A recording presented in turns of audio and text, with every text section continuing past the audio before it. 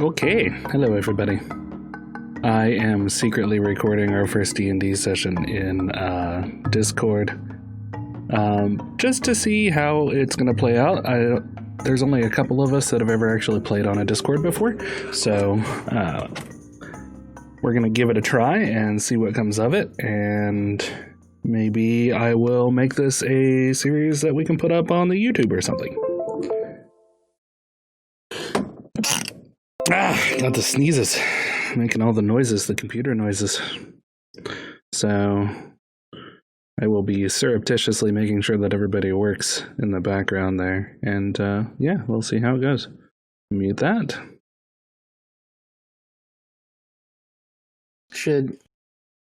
Okay. Brandon, should I get my real dice?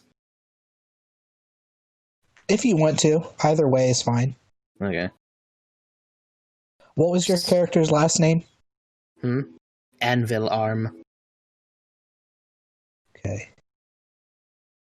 Buchenwald? Yes. Are you there, Rim? No, he's dead. Yeah, probably. Oh, I didn't realize I was muted. You fool. Professional! Yes. Tell me one more time what your character's name is so I can write it down. My name is Tegan Morley. I'm gonna have to have that just in my ear holes this entire game, aren't I? Yes. It sucks because it feels like you're just like an inch away from my ear, breathing Tegan all of the COVID into my ear. Morley. I just feel wrong. You should. Oh, did you guys hear that David Proust died? I did. Yeah. To be fair, I thought he was already dead, so. Yeah.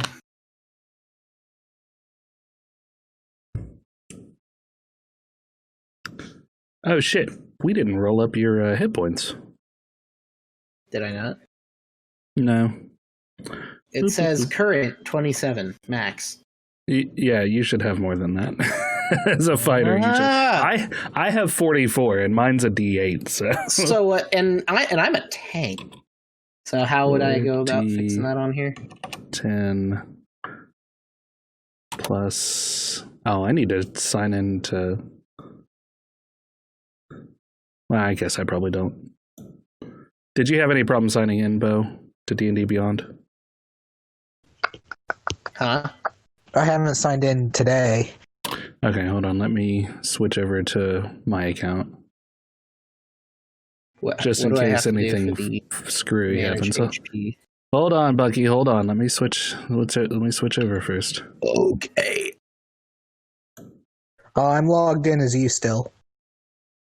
Okay. Well, as us. Yeah. How do I look at the stuff? Did I create my campaigns? Yeah. Did I create Brandon's campaign? There we go. Bucky, on the top of your character sheet, is there a edit? Looks like a little anvil. Yeah, I clicked it. Okay, yeah, go to that. I'm on page 2 for classes.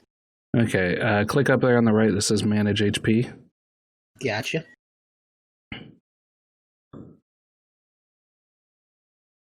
And then you are going to have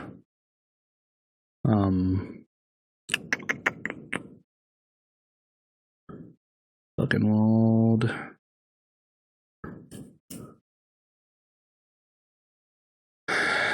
You're gonna have 3 points to add per level, so that means you will have 15 plus your full for first level, so that puts you to 25. So roll 4 d10s and add that to 25. shenanigans here.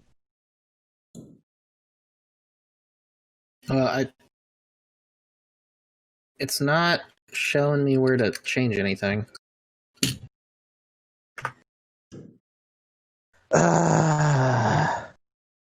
Hey, mic check. There he is. It's Yeah, a we little can bit hear you. Okay, good. Here. Decent. Still. Rem, this is what I'm seeing.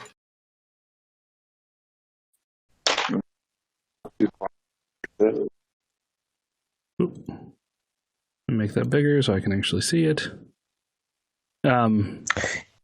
Yeah, so just change your where it says rolled HP. Okay. Did you roll your 4d10 In the Discord. in the chat there? Okay. Yeah. Type 20. So you should have 45. So type in 45. 45. Uh-huh. Apply. Do what? And then hit apply. Yeah. Mm-hmm. The modifier and override. Don't worry about Am this. Am I really quiet? Yeah, you're kind of quiet and you're kind of cutting out a little bit. Yeah. Okay, is this a little better? Yeah, that's so better. Should be good now? Yeah, I think. Okay. Yeah, you should be good there, Bucky.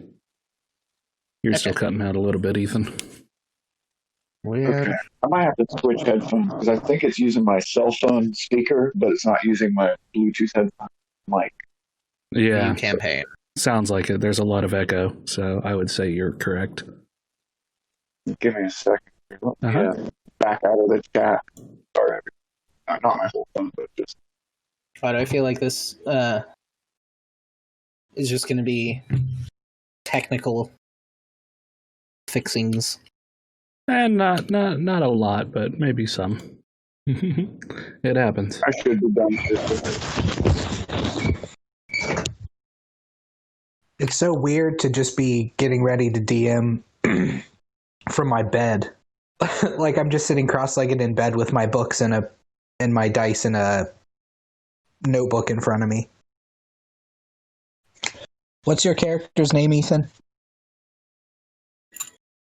Zoasin. How do you spell that? Xoasin. Zoasin? Yeah. Okay. And what race are you? Elven. Subrace. Ladron. You're an Eladrin or an Eladrin? Yeah. I had never Okay. played one of those before, but I guess they're like Twilight Elves. They're kind of like cousins of the Drow, I'm guessing. Not super evil. Yeah, you're like Fey touched, I think, or something like that. Ancestry. Fey ancestry. What's everybody else? I am a dwarf. Excellent.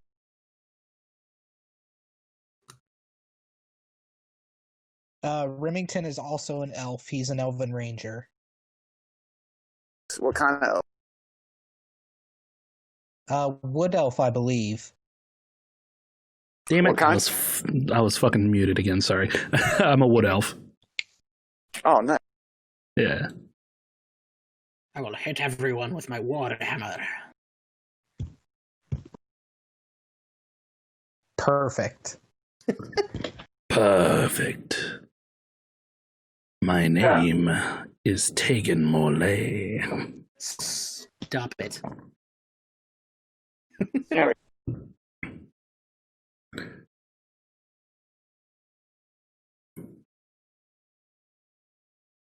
Okay, so yeah, I've got everything in front of me, so just whenever you guys are ready, I'm good to go. I'm good to go. I suppose I am. Is everyone using real dice, or? I don't have the real dice in front of me. I'll probably use the roller in the thing. Okay. I didn't want to be the only one using it.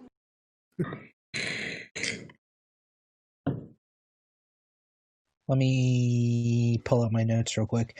Like an idiot, I took all my notes on my phone, the same phone that I'm using to Discord with. Smooth. Yeah. Nice one, Brandon. One device to rule them all. Right. One device to bind them. One device to bring them all, and in darkness bind them. Darkness device them. Sure.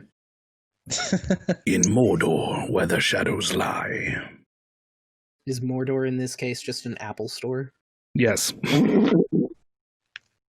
No, that would be Corridor. Because apples have cores. Because Apple... Because Apple what? Because apples have cores, so it's corridor. Oh, Brandon. I thought you said Torador, and I was like, what? Torador. Torador.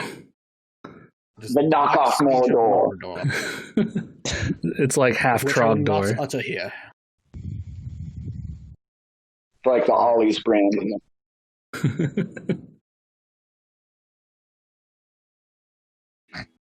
All right, give me one more second. Sorry.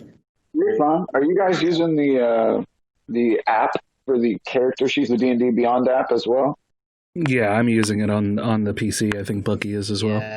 Yeah, I am too. I think it's pretty bad. Like good, bad, like rad, bad. Right. They really put a lot of thought in how it's put together, and you can pretty much click on anything and it gives you an extended description. Super awesome. This would be handy even at tabletop games where everyone's there, you know? Oh yeah, for sure. This is what an iPad. Yeah, that's what they use a lot of the times in whatever the one that they stream on Twitch or whatever. Critical Role? Yes, thank you. God, my brain just does not want to do things today. I mean, same. I keep up with their podcast. They're pretty cool. A couple friends of mine are real into Critical Role. And that is the most I have to do with it. I want to check it out, but there's just so much there. There really is. You kind of have to pick a season and then go with like one season at like one episode at a time. It's tough because it's hours upon hours. Right. And then they have like supplemental recap shows those are last 3 to 4 hours as well. It's like, really? You guys sit around and talk about your game? Like, that's cool, but not for everyone. I will say Matt Mercer has set the bar pretty high for DMs in the current age, I guess. Oh yeah, for sure. Yeah, Brandon.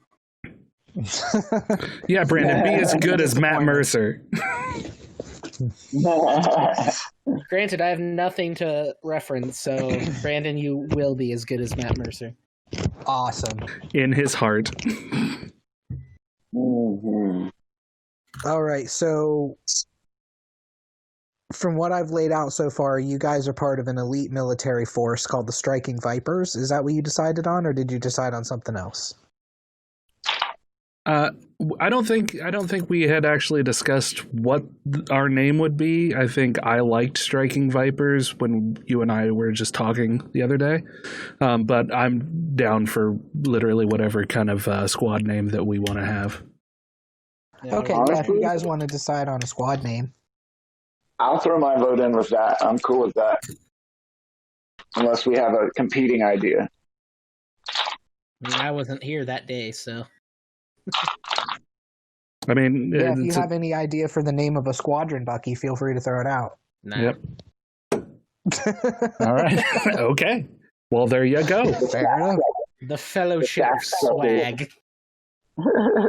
Oh, well done, Bucky. You changed your name in the Discord. Yeah, I'll do that as well. Change nickname.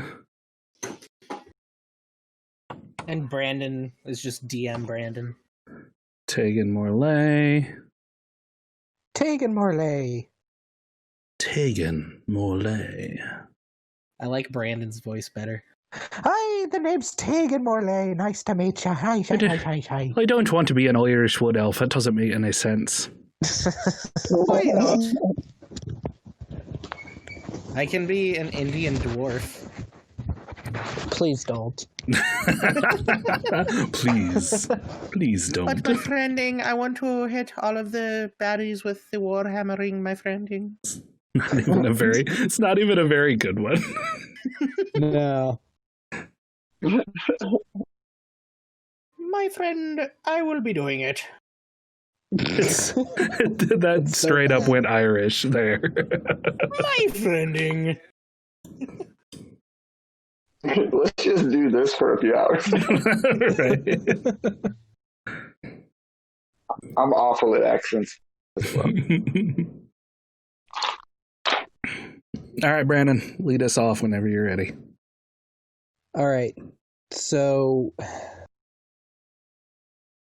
what did you say where demons live, Ethan? It's the Abyss? So, devils... Hold on, I need to look that up real quick. Okay. Devils are nine hells. Yeah. Yes, and demons live in the 88 layers of the Abyss. That's correct, yes. Okay, I got those confused, so my notes are all fuckered up. Well, I mean, they can be like the same plane, essentially, just different parts of that plane, if you wanted to make it that way. The cosmology is really up to you. Essentially, you could kind of make them in the same area. Yeah, it's not a huge deal. It's just when I read my notes, I'll have to double check and make sure that I didn't write nine hells. Mm-hmm. All right, so you guys are part of the Striking Viper Squadron, a SEAL Team 6 kind of group that goes out on missions for the military for the Kingdom of Pyrrah. So that's where you're at, is the Kingdom of Pyrrah.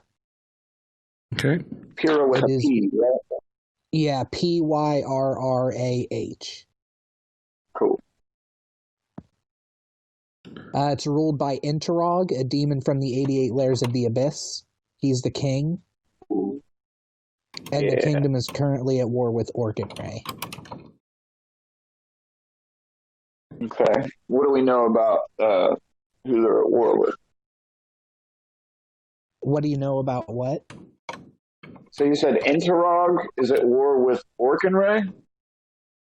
Yes. Or did I get that wrong? Okay, so Enterog is the demon. Orkinray is a town or kingdom? Orkinray is a kingdom. They're sailing from across the sea and invading by sea. Okay, gotcha. So Pyrrha is on the continent of Fengray. Mm-hmm. So that's where you guys are. Okay, we're on Fengray, Kingdom of Pyrrha. Where were we in like a major city, a small hamlet? Where do we start? Are we in the woods or? You guys are going to be in the woods on your way to the city of Rustwater. Okay. Your captain, whose name is Ivan Yurzen, he's a dragonborn, has sent you on this. Let me find where I wrote it so I can just read it. The striking vipers are being sent into the swamps to check on the hamlet of Rustwater, a predominantly dwarven settlement. Children have started to go missing in the night, stolen right from their bedrooms. The locals have reported strange lights and chittering coming from beyond the trees. ... Okay. And Ivan is our captain? Yeah, like he's not in the group with you. He's the captain of the Four Squadrons. Captain Okay, Ivan, got what's his it. name? Ivan Yurzen. Yurzen. You spell the last name? Yurzen. Okay. You Gotcha. also were given a tracker to help you find the hamlet. He is a lizard folk named Yellow Jacket. Awesome. Yellow Jacket is our tracker. All right. So we arrive. What means are we taking? Just horses, foot, boat? What are we doing?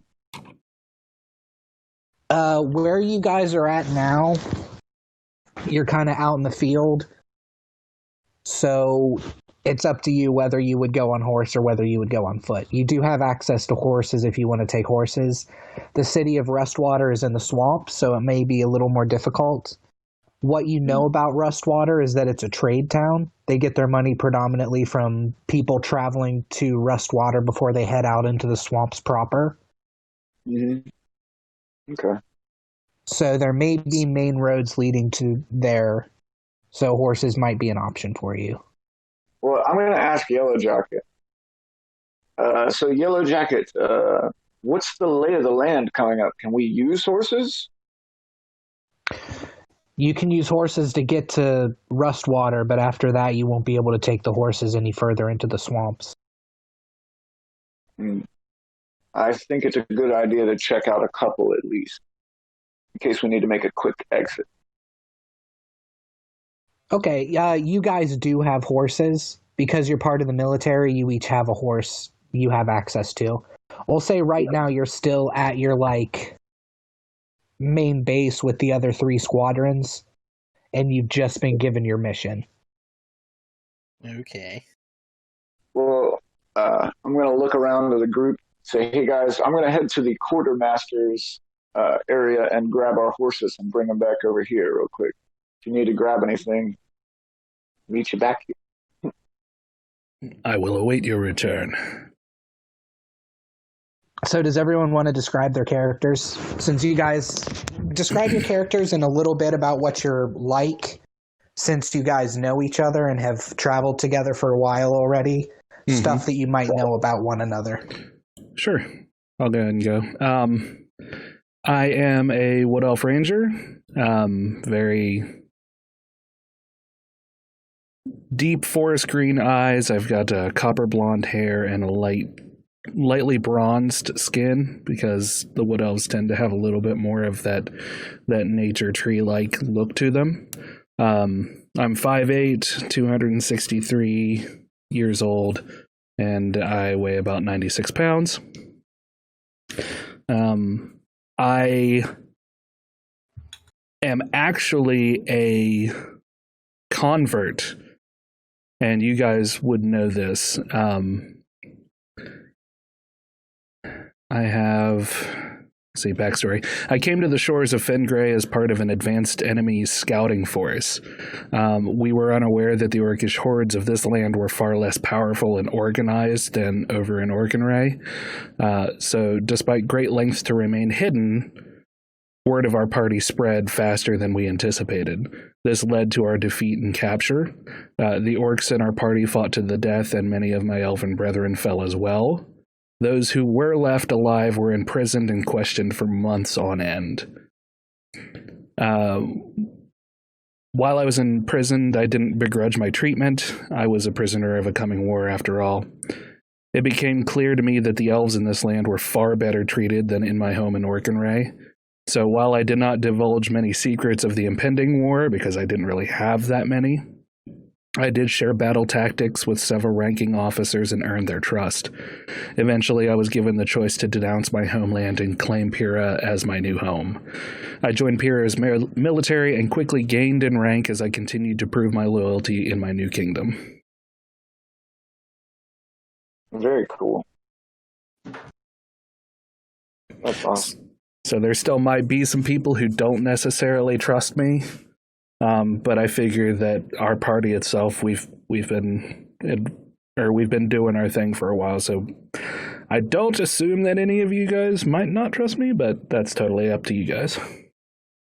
Mm-hmm. You said your age was what? 263.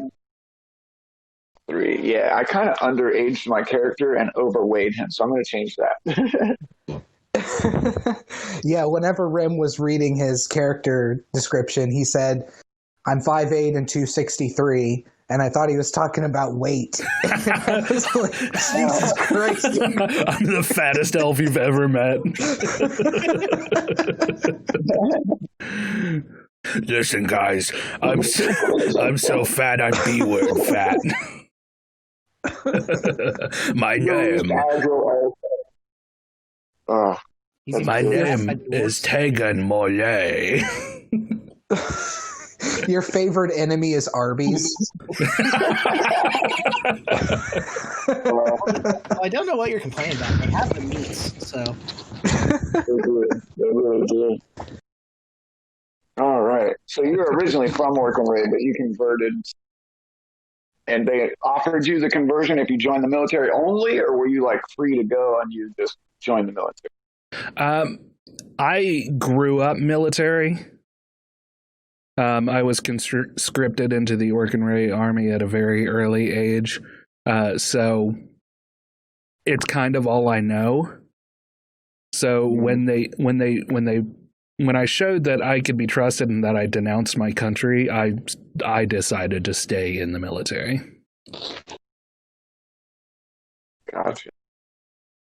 I will say Especially- my backstory won't be as fleshed out because I don't know anything about the world. Well, that's all right. It's told me already. I that's one of the things that I always like to do for a character is make a backstory. So Okay. Mm-hmm. Well, I'll go next. I am Zoasen. Still trying to get used to that name, but I am an Eladrin elf, about 100 years younger than. What was your character's name, Ren? You didn't give me that. Tegan Mollet. Say it one more time. Tegan Mollet. Tegan Morley. Thank you. Sorry, cut out a little bit. And it's also in the chat. We changed our names, so Cool. All right. So I'm about 100 years younger than Tegan Morley, but I started with the military at a ripe age of 110, and I was immediately sent to the Blood Sea, to the Minotaur's homeland, to fight them. And for the past, I don't know, 50 years, we've been fighting Minotaur there. And then the last couple of decades, I've been back on the mainland. But over there, I earned the Mad Dog nickname because as a Ladrin elf, my little the vale that I was from, where my twilight city of Zorn would appear sometimes, we have the habit of slaying our enemies and putting them on display to kind of drive off any kind of raiders that might come around when our city is able to be perceived. So I was kind of a little bit savage with the Minotaur there. But now that I'm back and 2 decades into my deployment with the Striking Vipers, I'm glad I'm put with an elf and a dwarf rather than stinking humans. But if I have to deal with them, that's fine. like it. My That's character awesome. is an atheist nihilist with nihilistic tendencies, not a complete nihilist, but definitely the jaded Vietnam War vet style, cigarette smoking. We're all gonna die. Right and die file. I guess it's my Yeah, turn. that's Yeah, just whatever you feel comfortable with, Bucky. You don't need to feel like you have to. Because I don't have any of that. You can just describe your character, man. Tell us what kind of fighting you like to do, whatever you want. Mhm. I am a hill dwarf whose name is Buchenwald Anvil Arm. I am a 4'8", 225 pounds, 96 years old. I grew up training to be a blacksmith, and then they needed my services, so I went. Excellent. Swing an axe as well as I can swing a hammer. Nice. Okay, so that is your group. You also have a warlock that's in your party, but he hasn't been. We'll say he's off doing something else right now. Just because I don't know anything about his character, so he's off. Okay. He's in the infirmary. Yeah, Yeah, there for you sure. He most certainly is. Yeah. He was injured in our last deployment. His name is Otto. He is an Asimir warlock. He. Let's see here. Features and traits. No, I can't see it because I'm not logged into the Dueling Ogres one. No, right on. Yeah. No worries. So yeah, I guess after I go grab our stuff from the stables, I'm gonna bring it back out to the main area. What's the compound we're in like? Or are we in just a castle or what town? What's going on? You're in a small fortress. Mm-hmm. There's Is this four. like our home base, or is this just a forward operating base type of shit, or is it like? This is like a forward operating base. Yeah. Okay, gotcha. So it's not like our headquarters or anything. No, you're out in the field at the moment. Mm-hmm. Let me look at my notes here and find what the main city was. I can't remember what I named it. Racine. Cool. I'm gonna smoke it. Racine, awesome. And that's the capital. The capital, okay. Is this important, Ram? I just showed it just to see if maybe Brandon wanted to use that as kind of an Hold on. I'm not looking at Discord. Let me. Oh yeah, you're on your phone too. No. I have so What many did you things. show? It's a map of a small castle battlement. Ooh. Excellent. Where did you put that? You can use Where that. showing? I have so many things up on my screens right now. Where does that show? If you go to the chat, it'll say like live next to my name. Nice. Yeah, I currently have Rem Stream up, a notepad file up, and everyone's character sheet in a different tab. Nice. That's really on cool. on my second monitor. All right. So it's the three of us and Yellow Jacket, right? Yes. Correct. Okay. Gotcha. You guys have never worked with Yellow Jacket before. He's not part of the military. The military just hired him on as a tracker to help lead you through the swamps if you need to. Okay. They're aware, Remington, that you're an amazing tracker. Mm-hmm. So it's not like a slight against you. This is just they picked a local to help you guys out because you're not super familiar with this area. Yeah, I'm definitely more familiar with the mountainous region, so I don't feel slighted in the least. Lizard folk live on Fengray. Fengray was originally a lizard folk continent. And then the humans and the dwarves kind of moved in and took over Fengray millennia ago. So part of the continent is still ruled by lizard folk. But the humans and elves and dwarves have kind of carved out their own kingdom. Sweet. Okay, yeah, so you go to the quartermaster, you get whatever equipment you have picked up on you, whatever equipment you decided on, Okay. and you get 3 horses. Once Zosin returns, unless you're going to do some roleplay with the quartermaster. No, it's all right. I figured I'd just head right back immediately. All right. Once Zosin returns... What? Here are your horses. Thank you. Once he returns with the horses, I go ahead and put my backpack on the back of mine and mount up. I asked a taller elf's help to put my stuff on my horse. I grab his stuff from him and fasten it to the back saddle of the horse and offer my hand over top of his to help him up onto it. Oh, that's sweet. Yeah. You guys are sweet. Yes.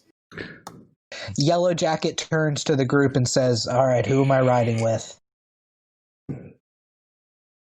Not it. You may ride with me, lizard man. Take your pick. I won't say grab ass like Torgan Morley, but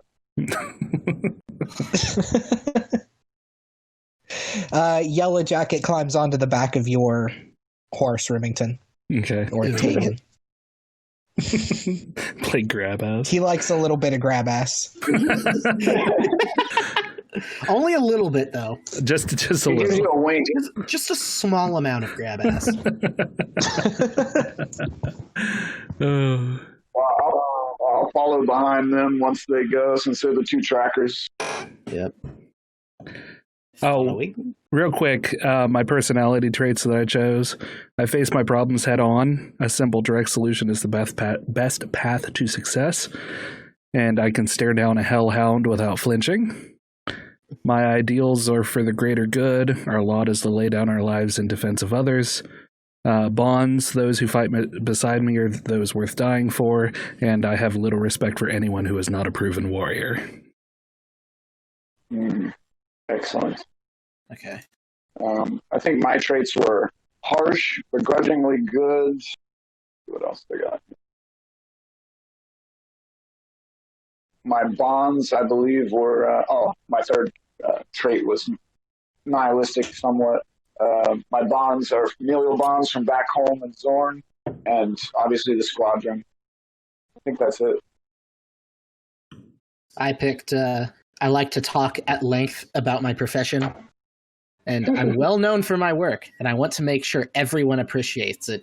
I'm always taken aback when people haven't heard of me. So you're basically playing yourself? Yes.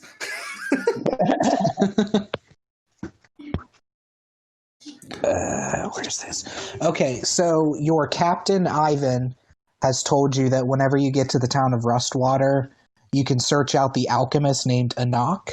She's a female dwarf, and she might be able to help guide you, give you some information about the locals and where to check for.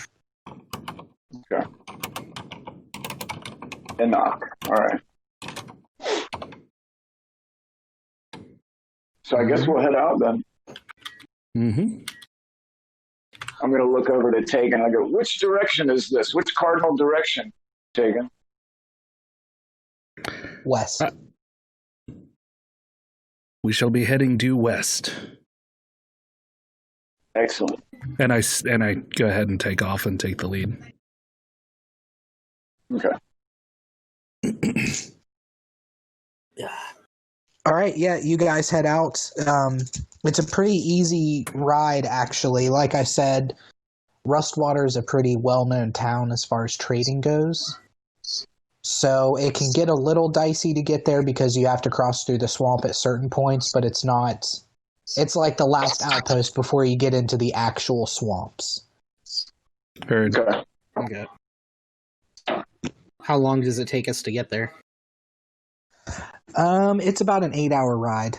Okay. So you guys can break it up however you want. You can continue all the way, or you can camp at night. Or not at night, but you can camp.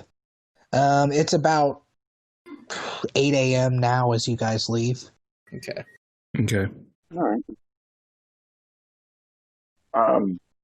I'm down for riding all the way through, if you guys are. Get there about evening time, supper time. Sounds like a plan. Barring the fatigue on the horses, I feel like that is a good decision as well. Okay. You guys continue on, and the ride is basically uneventful for the first 4 hours. You see some other riders on the road. Looks like farmers heading to and from. Mm-hmm. You know that some local farms in the area supply the fortress with food. So you kind of run into some farmers that you recognize as you're first leaving.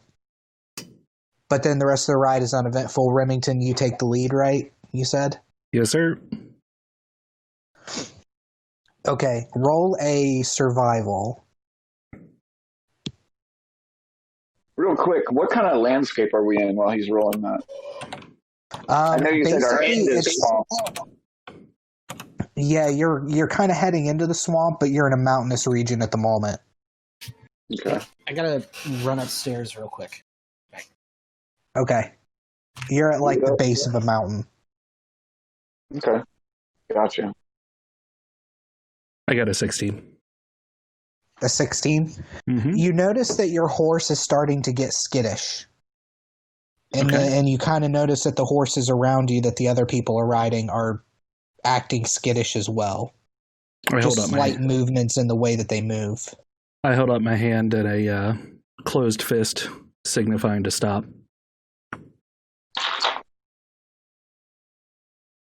Okay, I rolled a natural 20 actually on animal handling +1, so I'm gonna stop my horse really well. You stop your horse so good. Oh, get on a dime. And I'm gonna You make do it that prance thing where you quick. stop your horse and your horse rears up on two legs and whinnies and kicks the front too.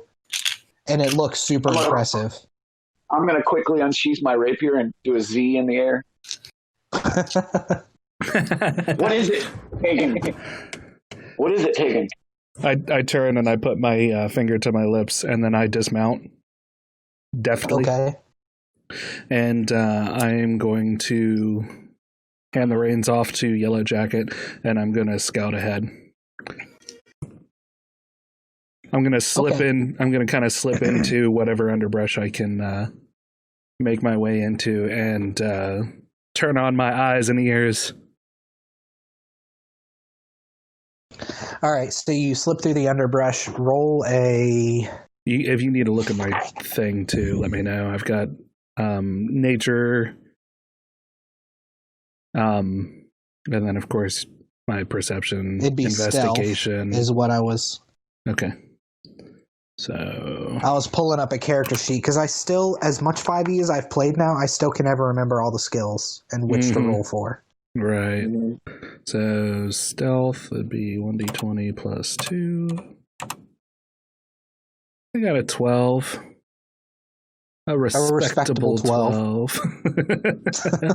And then, hold on, let's see here. You have a favored terrain type. Your proficiency bonus is double for proficiency bonuses when you make an intelligence or wisdom check related to it. So We are in mountainous region. Well, right now we're more in the swamp area, so. Okay. Hey, Brent, and then since I had to run off real quick, what happened? Remington got off his horse, or Tegan got off his horse and is going to investigate Why the horses are acting spooked. skittish. Okay.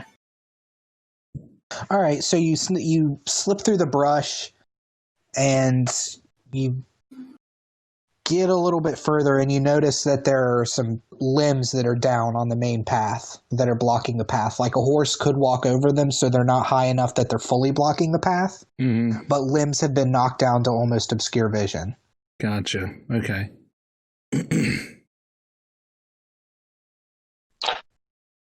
You got a 12 for your stealth? Yes, sir.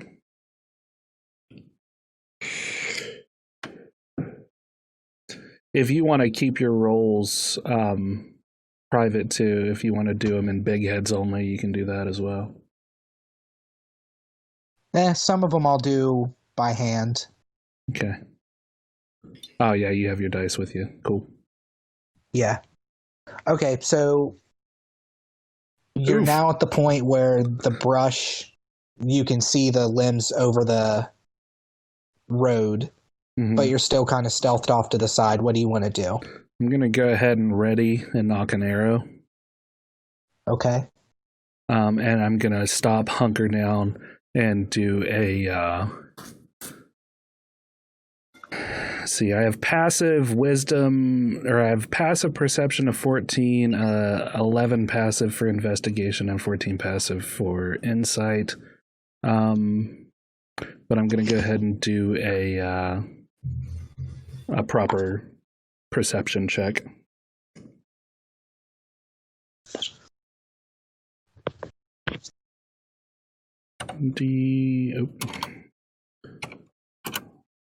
That's backwards. 1 D20 plus 4. I got a 23. 23, nice. You smell blood, and you hear what sounds like dragging footsteps. Like somebody stumbling across the ground. Okay. and you hear a voice yelling, "Please help me." Okay. I am going to. How far away from the party have I moved, and how much obscuring stuff is between me and them? You can't see them at all, Mm-hmm. and the party, you're maybe 500 feet past the party. Okay. Let's see here. So even though I can't see them, do I have enough clearing to maybe shoot an arrow toward their direction? Yeah, you would have to move a little bit past. Well, no, I said that the stuff blocking the road a horse could trample over. You would have to move into the road and kind of peek over the stuff that's in the middle of the road to fire an arrow. Or you could move up in your current position off of the road, but you would need to move up past the stuff in the middle of the road still. Does that make sense? Yeah, I'm gonna risk myself. I'm gonna go ahead and take the first option, and I'm gonna fire an arrow as hard as I can back toward the party. Okay. And we'll call that, since we're familiar with each other, I use that tactic. Protocol. Yeah, I'm using that tactic just to let them know that they should come on forward. Because I hear something wrong. Okay. Okay, you fire an arrow. Okay. Zosin and Buchenwald, you see the arrow that you know is Tegan's signature come here arrow. All right. I'm going to use my excellent handle animal and start my beast forward and slap the ass of Yellow Jacket's horse and say, "That means go ahead," and then ride forward. And I ride with them. I'm going to go ahead and knock another arrow after I do this and try and slip back into the brush and continue moving forward until I can actually see something going on. I'm going to have my warhammer at the ready. I'm actually I'm gonna use the 500 feet to the brush stuff to get a little bit ahead of Yellow Jacket, since I already have my rapier out. Okay. I'll get ahead of Yellow Jacket too, just for defense reasons, since he's a civilian. Mm-hmm. All right, Zosin, Like since you're in the lead, you see as you get towards the brush, you can kind of see over the brush, and it looks like a good 5 or 6 dead bodies just laying on the ground. Damn. Not in a pile. They look like they're spread out, like somebody was attacking them. It looks like a battle. And you see one guy still alive, stumbling around, and he yells out, "Help me!" What kind of guy is this? This is a human. He's kind of portly looking. Mm-hmm. He looks like he's dressed like a merchant. Okay. Gotcha. You said the horses could trample through the stuff in the road? Yeah. But your horse, as you get closer, roll another handle animal, because your horse is starting to get skittish again and is like pushing back. I rolled a 19 plus 1. So a dirty 20 again. Oh, nice. I'm a really good horse rider, apparently. Yeah, you're apparently very talented at animal handling. Dirty 20. Oh, shit. I'm going to use that dirty 20 to vault my horse over it if it's small enough. Yeah, you can vault over it. It's about the size of what a horse would actually jump over, like show horses. Mm-hmm. So maybe 5 feet, roughly. I don't know. Between 3 and 5 feet. 5 feet might be a little. I don't know nothing about no horses. As the horse lands, I'm going to say out loud, not super loud, but loud enough to where if our compatriot is close by, he might be able to hear me go, "You look injured, traveler." Okay, Ren, you wanted to move up. Yeah, staying out of sight as possible. Okay, so while Zosin does this, you manage to move up to a position. I don't know if you heard me describe to him. I did not. There's about... I can't remember how many I said, so let's say there's about 10 dead bodies. Okay, 10, yeah. Okay. Spread out, it looks like there was a battle. Mhm. So they're not all piled together. They're spread out as if they were hunted down almost. Okay. Do you And need me you to... see one There was one portly guy. looking merchant stumbling. Okay. So I'm going to bring my horse up, like, kind of close to him and see where he looks injured.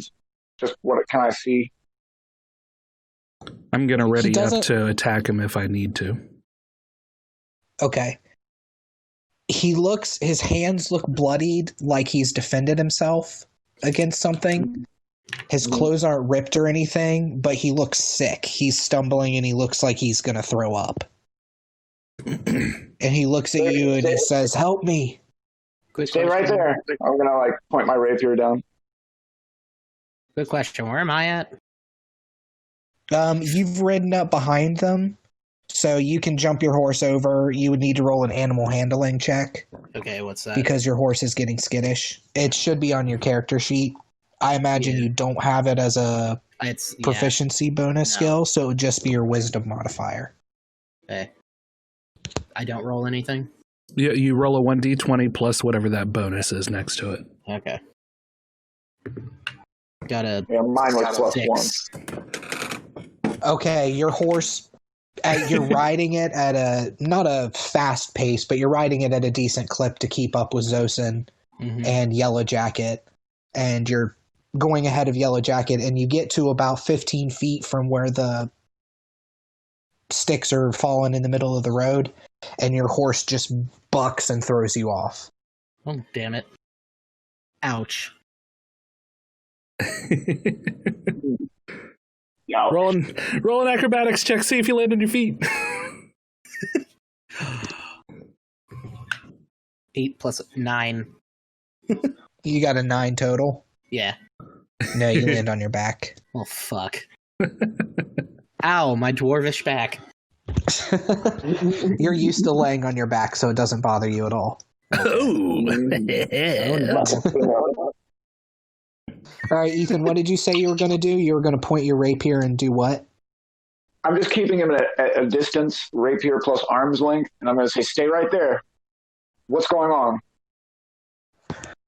He drops to his hands and knees and he looks up at you and he says, "The creature, the demon, it attacked us. We had no chance."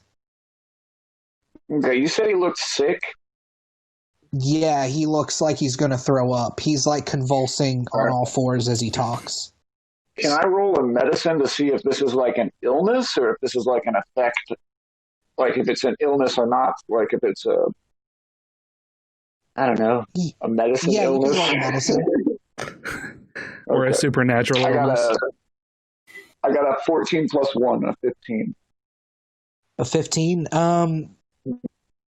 If he's suffering from a poison, it's a slow-acting poison, because normally a poison like this that would make you this sick would kill you very quickly. Okay, gotcha. You say a demon hunted you.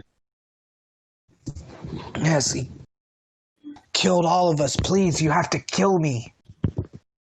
Kill you, but you might be able to be saved.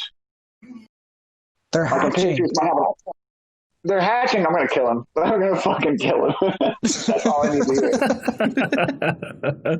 They're hatching. What's hatching? I don't need to hear anything else. Risk it for the biscuit. Oh, yeah. I said, what I need to do to kill this guy. I'm going to run up to the pile of brush that I can't see over. Okay. Be like, hey, what's going on? This guy's hatching. I'm going to kill him. What the fuck is he hatching? I don't know. Demon spawn. Okay, kill it. Kill it with I'm fire. gonna go ahead and take my shot as well. Yeah. Okay. Yeah, just fucking kill him. Should I blindly This throw poor- an axe? This poor bastard. He asked us to. He did. He most I'm certainly gonna did. yell over the brush. Should I just blindly throw an axe, or you guys got this? Throw it. Throw it. Yeet. No. Oh, fuck, that was a terrible shot. He is prone, though. Yeah. All right, I got a 14 plus. Let me see my pluses. I got We're a all 10. attacking this guy at the same time. Hey, Brandon, Okay, is there a space around the, like a shorter space around the side of the brush that I might be able to climb over? You could climb over it. You can. It's not enough that it's going to be difficult for you to climb over. It's just going to take you like probably 15 seconds to find your way to climb over it. Okay, I'm gonna climb over it and run up to them, warhammer in hand. Okay, so Rem, you got a 10, Yes. and what'd you get, Zosin? I got a 17 all told. Okay, you guys both roll for damage. Okay. I got 8 total. And I mistyped.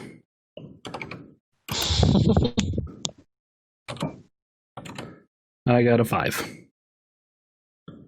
So 13 Okay, damage so he's far. on the ground.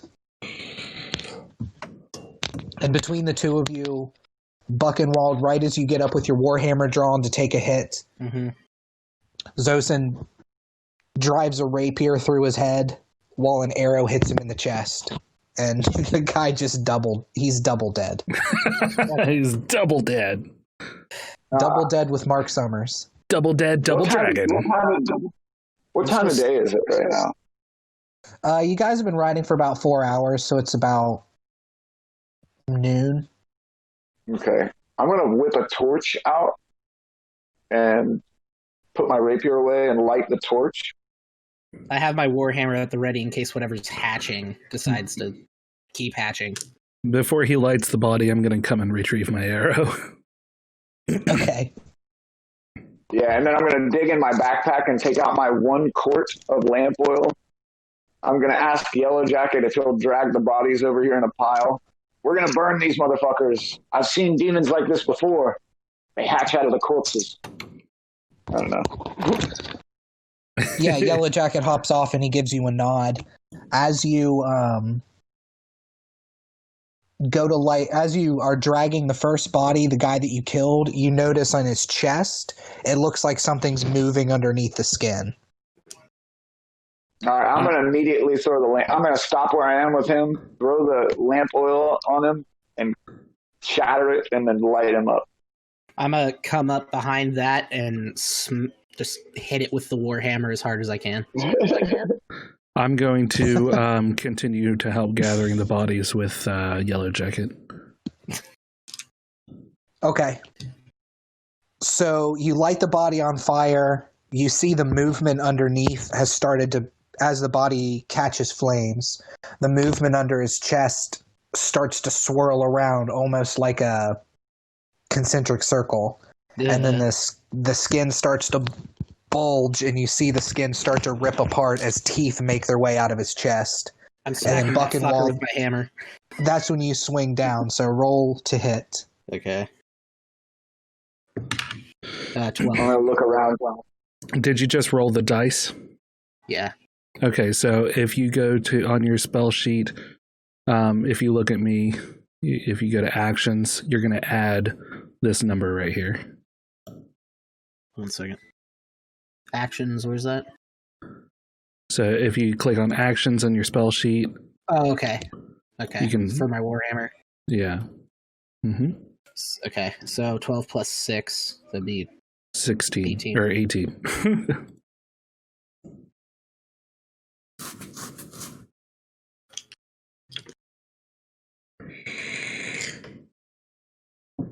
Okay, so 18 to hit? Yeah. Yeah, you hit it. Good. Roll for damage. Okay, 1d8 plus 3.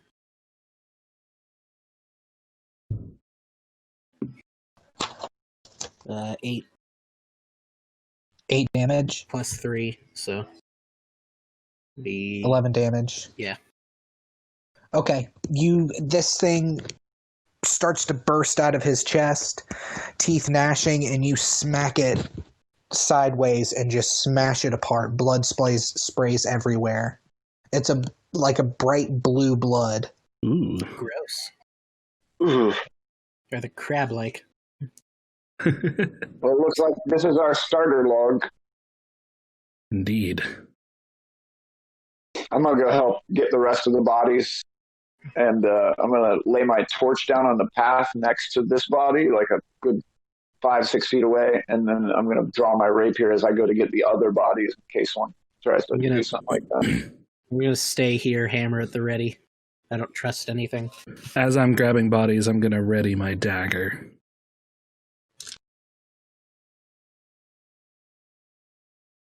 I'm going to look back as I'm dragging a body back towards the starter log. And I'm going to say, Anvil Arm, you look like you were pretty good at that children's game Whack-A-Vole.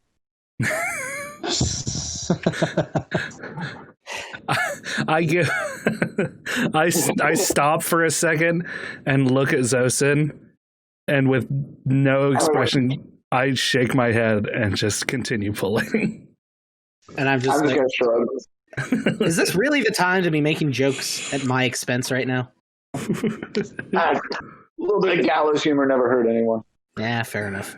Any time is a good time to make a joke at your expense, dwarf.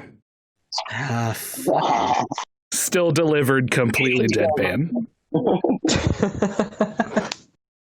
All right, so as you move the bodies, you notice that 3 of them, their chests have been burst open already.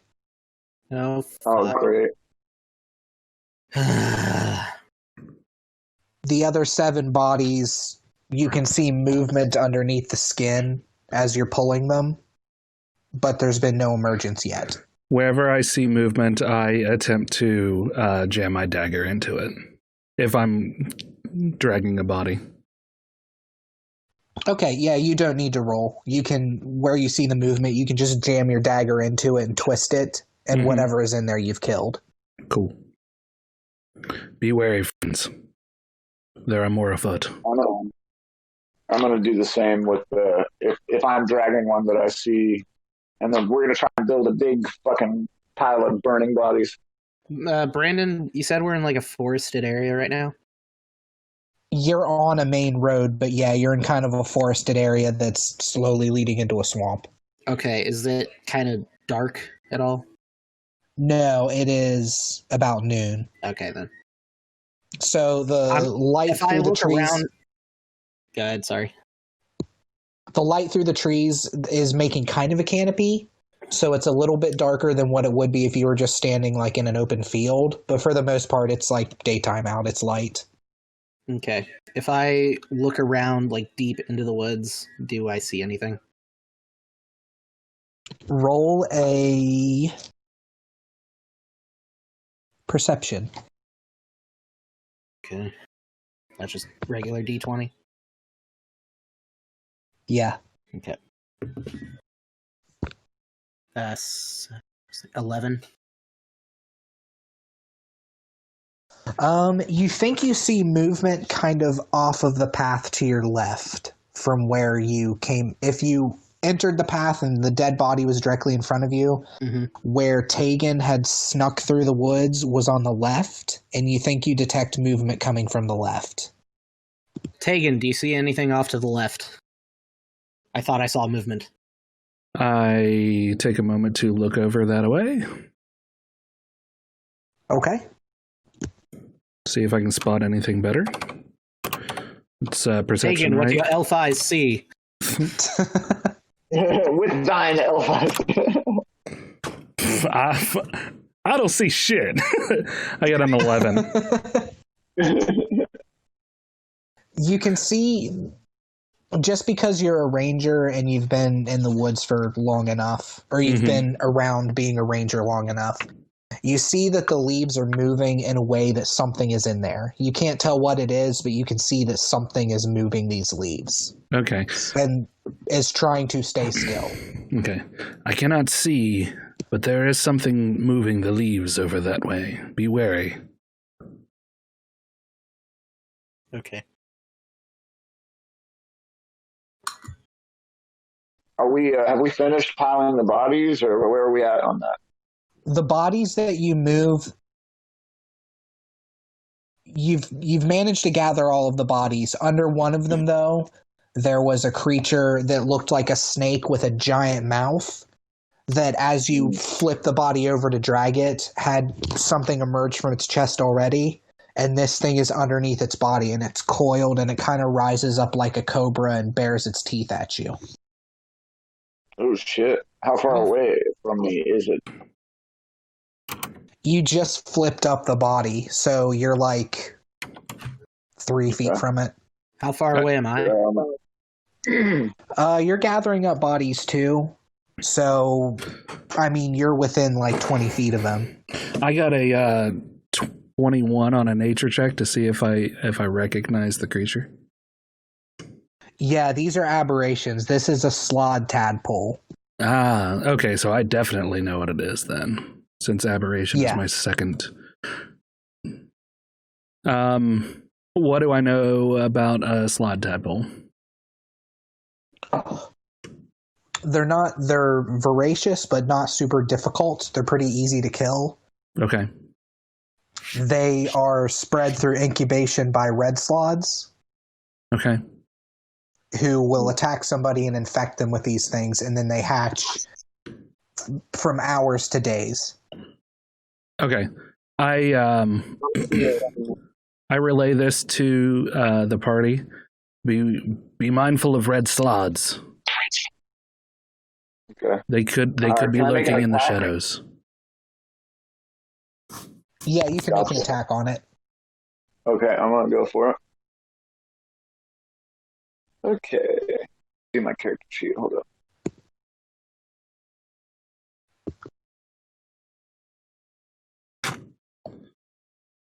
Once we're done with the bodies, I pull my bow back out, ready an arrow, and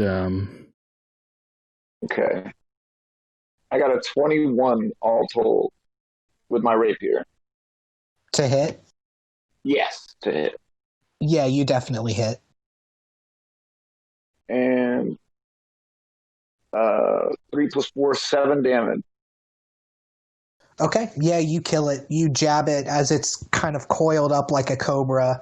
You jab it straight through the mouth. All right, I'm going to pick it up with my sword.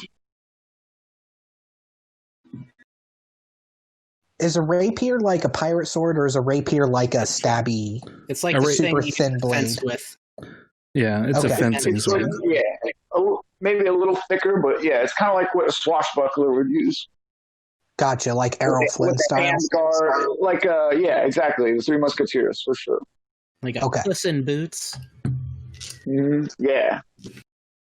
I am Puss in Boots. And I'm going to kind of like lift it up on the end of my rapier.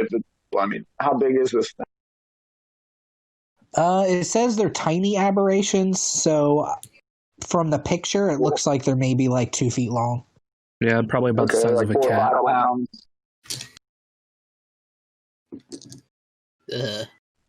I'm going to like bring it over to the fire on the end of my rapier.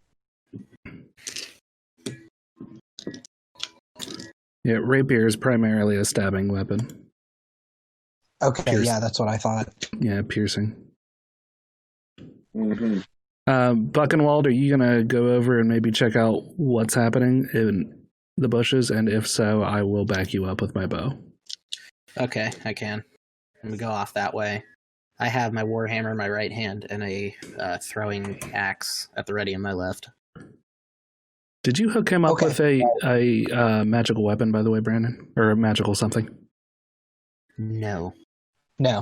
Okay. I'll see if I can find something good for you. Remington, if you want to find him a good item that he has. Yeah, I'll look for something that might... Because you're good at min-maxing, you can find something cool for him. Yeah. While he's moving over to this position off the path, I'm going to look at Tegan and ask, so as I'm bringing over the little tadpole, so these red slods you speak of, can their tadpoles infect you too? No, they must be full grown first. Okay. Where's Yellow Jacket at? Is he still on the other side of the brush? Or is he with us now? No, he's helping led the with horse body. over. Okay. Okay. Can you? He's also led use your horse over tadpoles? as well. Okay. What did you say, Zosin? Can you eat these tadpoles as I'm roasting it over the fire? I'm over here just like, why would you ever want that? I'm gonna point at my chest and go, "Mad Dog." They're not poisonous, but they do not taste good. Taken under advisement. Slowly and apprehensively moving toward the edge of the wood. I'll never understand you elves. Buchenwald, as you take your first step into the woods, you hear a voice in your head, and it's a very calming voice.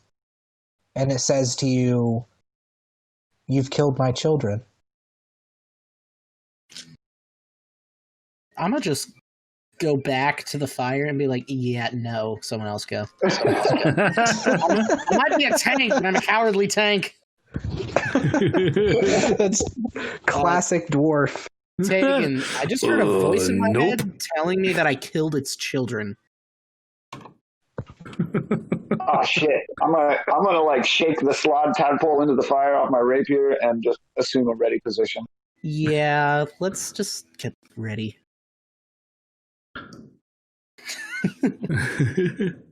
I don't like threats that I can't see. And that's fair, I believe. As that happens, I'm going to grab the brooch on my cloak after I put the hood up and speak the command word. Just say, "Shock!" And my cloak of displacement is going to project an image of myself out a little bit. That's my magical item. A full-grown slod is incredibly strong. And they are resistant to many types of elements. I'm going to point to Yellow Jacket. "Keep with the horses. They might try to run off." Yes. I'm going to use a perception. I'm going to see if I can look in that direction and discern if I can see anything or if it's too well camouflaged. That's all right. Get my skills. Okay, up. roll a perception. I have a +4 in my perception, but it's one of my chosen ones.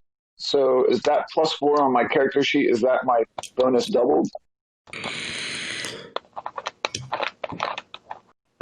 No, because your proficiency bonus should be 3. So you double your Yes. proficiency bonus. Okay. So it would be 6 plus. I have to use the restroom Whatever. again. 1. I believe it's a 1. So 6 plus 1 would be 7. Actually, it doesn't matter. I got a 9 total with that +7. So For your perception? yeah, 9 total. You can see it looks like the leaves are starting to part. It's not very far, but it looks like something is starting to walk out of the woods. Oh, great. I put away my throwing axe and get out my shield. Okay, you see this emerge from the woods. Oh, sweet. Nice. Frogman. Okay. We see a red slog emerge from the woods. Okay.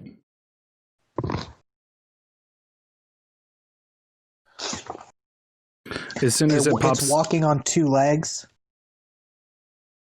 Mm-hmm.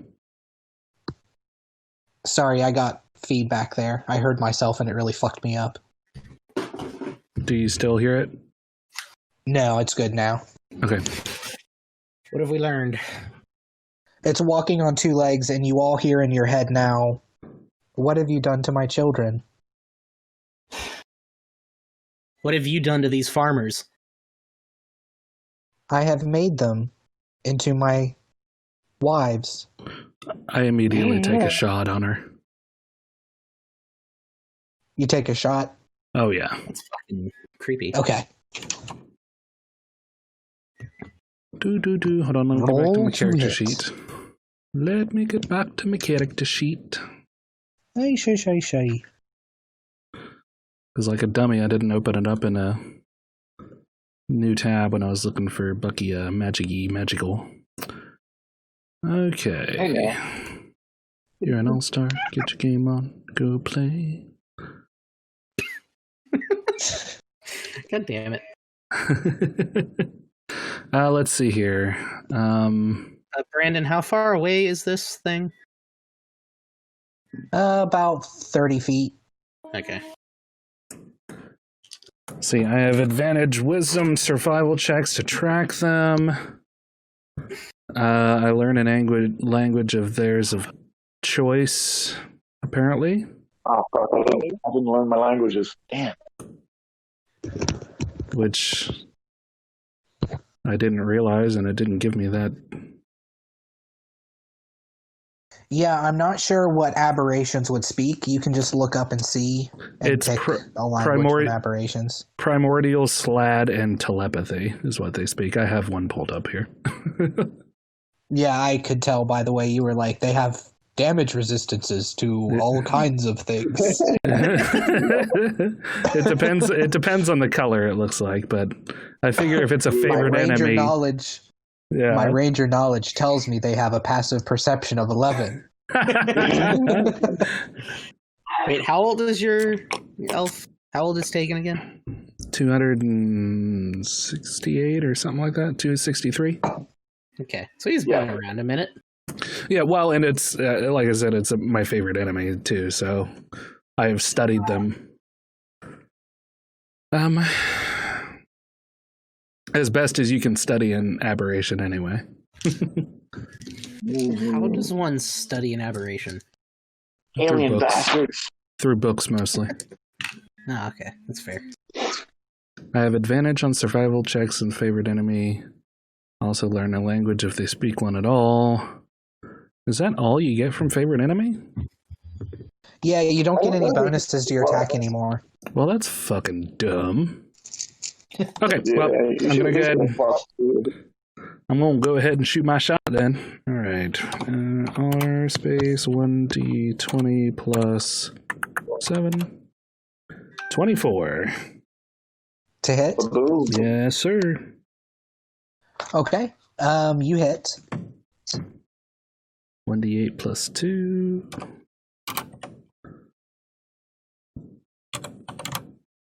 For 9. 9 damage, okay. You notice that this thing seems to be hurt already. Mm-hmm. It has some slashes across its chest. It seems to be limping, just very slightly limping from its right leg. Mm-hmm. Where do you want to hit it with an arrow? Go for the head. I'm gonna go for that damaged leg. Okay. All right, so you fire an arrow into the flank meat of its leg, and it kind of stumbles onto one knee just a little bit.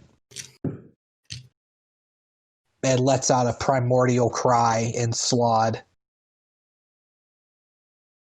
What's it which say? sounds like, oh.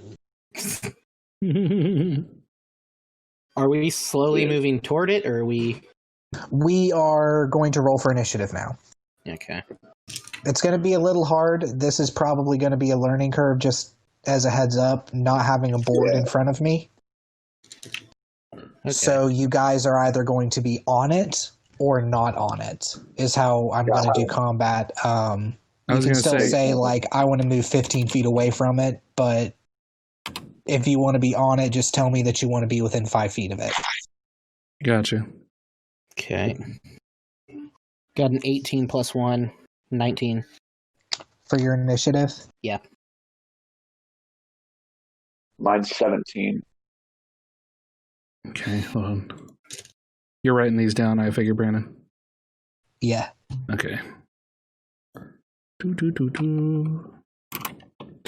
plus 2. I got an 18. Well, that's convenient. Mm-hmm. Roll off. Was it me and Bucky both had an 18, or? No, Bucky had a 19, you had an 18, Zosin had a 17. Oh, yeah. Okay. That works out. How far away is this thing from us? Slot is going last. 20 feet, I believe. Okay. Yeah, he's about 20 feet. Okay, give me a moment. I'm going to have to theater of the mind this a little bit. Okay. So Buchenwald goes first. Okay.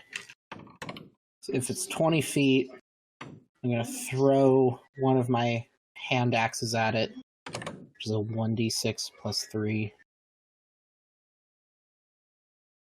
Or, I need to roll to hit first, right? Yeah, you need to roll to hit. Okay, that's a d20. Yes. Okay. 15 plus 6, so 21. 21 hits. Okay, 1d6. 3. 5 plus 3, 8. For the 8 damage? Yeah. Okay, so you're not moving up to it, you're just throwing a hand axe at it? Yeah. Okay, you also have movement, so you can move forward, you can move towards it, you can move away from it, you can stay where you are. It's up to you. You get an attack and a movement. Okay. How far can I move? Okay, I can move 25 feet. And I have extra attack, so I'm gonna go up to it and risk hitting it with my warhammer. Okay. Hey. 19 plus 6, so 25. Yep, that definitely hits. 5 plus 3, 8 damage. Man, 5th level characters can do some pretty decent damage. Yeah. The red slots can hit hard, down on though. its skull. Okay, you crack the warhammer down on its skull after you hit it in the shoulder with a hand axe. And it stumbles forward and it says, "No, you will be my new wives." It turns its head to look at you, Buchenwald, and it says in your head through telepathy, "You will be my first and most beautiful wife." Take and fucking shoot this thing! See, Bucky, All right, Tegan, it is your turn. I don't think we can kill this thing. Made a marriage proposal to Bucky. No! I refuse! I only pulled a 10. When the slot hits you. Yes, sir. You miss. I did. I cannot get a clear shot with your short, stubby legs in the way. Over me! Shoot above my head, damn it! It is a large character. The slot. It's like towering over him. It's not that far away from you! Where are you going to stand, Remington? I'm going to be probably, well, how big was this clearing? It's pretty open. The road itself is about 50 feet wide. It's a pretty well-traveled road. Okay. Did we do the fire in the middle of the road, or? I would imagine. I don't know. What do you think? That's how I pictured it. Yeah, probably. So I'm probably about 25, maybe 35 feet away from it. Okay. All right, Zosin, it is your turn. All right, we'll say I was on the up, I swear to God. I will fucking kill you if I die. I'm a tiny dwarf. All right, I'm gonna be on the side that's closest to the slot, on close to the road. So I'd say I was about 15 feet possibly from it, and I will just move up, and I'm gonna poke it with my rapier over Buchenwald's head. Okay. You're like this. I got a 25. 25 hits. Okay. I've got a cat here, so I have to do the rolling on the thing. 1d8 plus 4. I did 7 damage.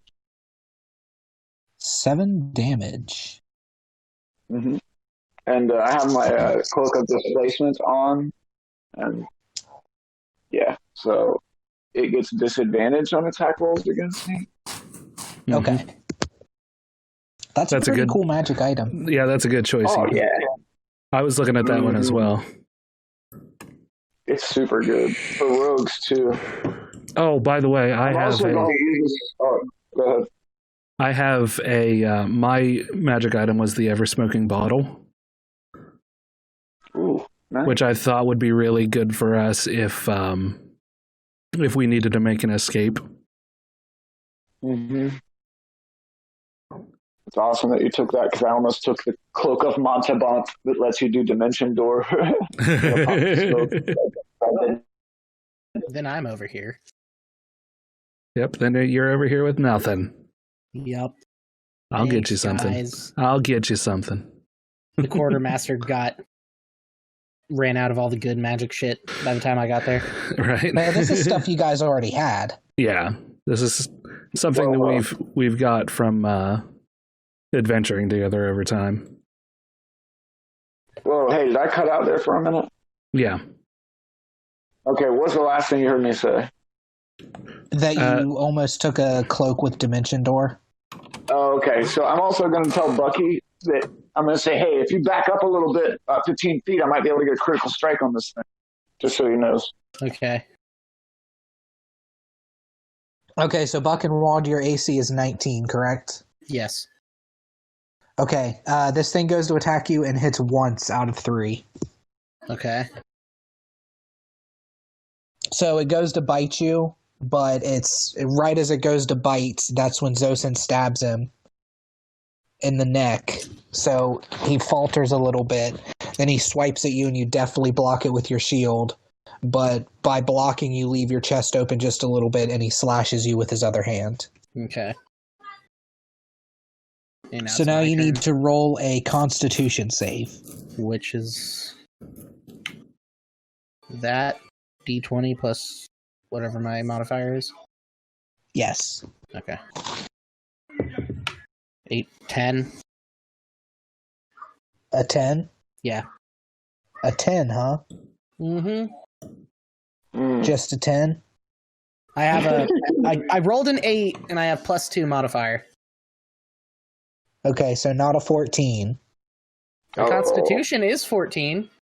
Does that matter? Okay, so it slashes you across the chest, and it leaves behind like a slimy residue over your chest as it manages to get between some of the spots in your chainmail armor, because you're wearing chainmail, correct? Yeah. God damn it. Yeah, so it manages to get through some of the chainmail, and it leaves behind this slimy, almost slug-like residue. Is it sperm? It's sperm, isn't it? All right, it's back to you, Buckenwald. Yeah, it's totally sperm. Ah! This is just the honeymoon. I'm gonna... Okay, could I hit it with my warhammer, grab my hand axe out of its shoulder, and then back up? Yeah, sure, you can do that. Okay. You'd need to roll a sleight of hand. Okay. Roll to hit first with my warhammer. Roll to hit. It's a 9 plus initiative? Or No, it would be 9 plus... Under your actions tab, you see your weapon. Oh, yeah. modifiers, I believe. Okay. 9 plus 6, so 15? 15 hits. Okay. 1d8 plus 3. 6 plus 3, so 9 to hit. And then roll for sleight of 9 hand. damage? Yeah. Okay.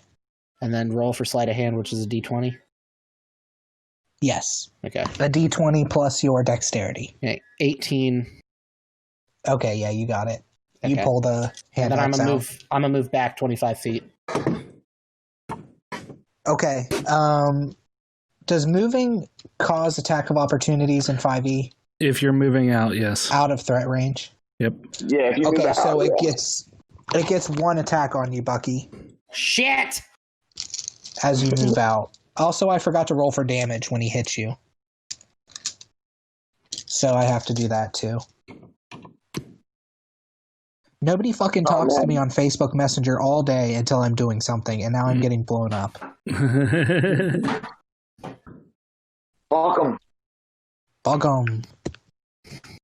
Hey, Ren, have you heard of Griffin's Saddlebag? Is that a magic item? No, it's actually like a company that works with Deck of Many, and they're putting out a new book that's really awesome while he's rolling those up. It has like 365 magical items. Oh, wow. For 5 It's really awesome. Like the illustration's good. Coming out this month. Huh. No, I haven't heard of that. That sounds cool, though. You should check it out. I think I'm going to get a copy of it just so I have it on hand. What'd you say it was called again? Griffin's Saddlebag is, and I think it's just I forget the tagline. It's just like magic, book of magic items or some shit like that. Griffin's Saddlebag. Grab a bigger bag of holding? I don't think so. It's look up like magic book of magic items and see if it pops it up there. It's on the deckofmany.com. Okay. They're doing the pre-orders for it. But it's, you Yeah, should check that's it out. what you're. I follow their Instagram. Rem, you were looking at the right thing. Okay, that was their Oh, my website. bad. Okay. That was just their tagline. Okay, Brandon? Bucky, so it misses you as you back up, Okay. and you take, but from the initial hit, Okay. you take 9 damage. Okay. All right, and it is Tegan's turn. Take it if you don't get this, I swear to God. I'm out of the way now. He's just going to heckle you every shot you take. Yeah, heckling works. It does. It's a good morale booster. Yeah. Hey, we know each other well enough to give each other shit in the heat of battle. Okay, there we go. There we go, guys. I think he did it. I think he won D&D. I made a map. Ah, yes. Okay. All right, I'm gonna go ahead and take another fucking shot at this bitch. Hit, damn it. 20 plus 7. 26. 19 plus 7. If that Hit. doesn't hit, something's wrong with you. You hit Buckenwald. What? I'm behind this dude. Good. Another 6 damage. Do you hear me? Okay. Okay, cool. Are you firing at the leg? Yeah, I was writing it down. Yeah. Actually, I'm going to take a shot into the shoulder, hopefully working on trying to slow that arm down. Aim where I hit it with the axe. I will do just that. Do it. Okay, you hit it through the wound, and its arm kind of drops limply. And it's still, you hit it through its right arm, so now it's swinging its left arm. And Okay. it looks like it's turned its attention towards Zosin, whose turn it is. Okay. I'm going to get on him, quote unquote. And since he and I are the only individuals within 5 feet, I believe I have the ability to use my sneak attack if I can hit. So I'm going to try to do that. Okay. Yeah, Ram, I'm off toward you. And I got a 27 to hit. Fuck. 27, that's... Yeah, It's a natural 20. It's a natural 20. Oh, fuck. I didn't even see that there. Yeah. All right. Which means you get to double your sneak attack damage too, I think. Ooh. No, I think it's still just regular sneak attack.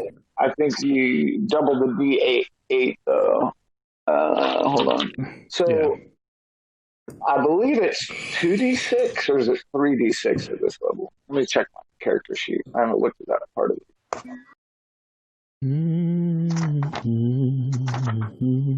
Action. It looks like at 5th level it's 3d6. Okay, yeah, I thought so. Yeah, sneak attack, 3d6 damage, yep. Yep. All right, let's see here.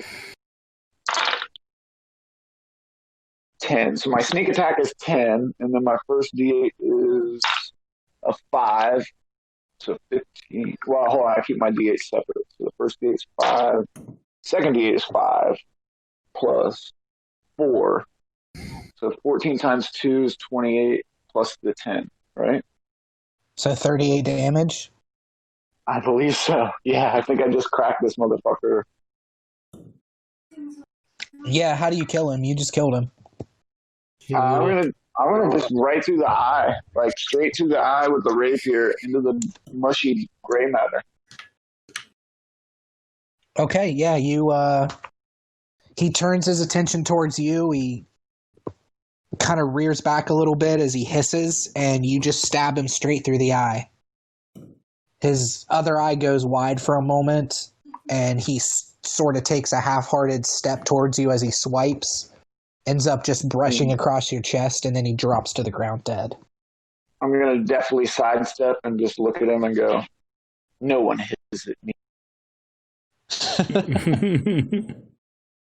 Last guy who hissed at me. So it's dead now? It is. Yes. Tegan, what the fuck is this shit on me? Is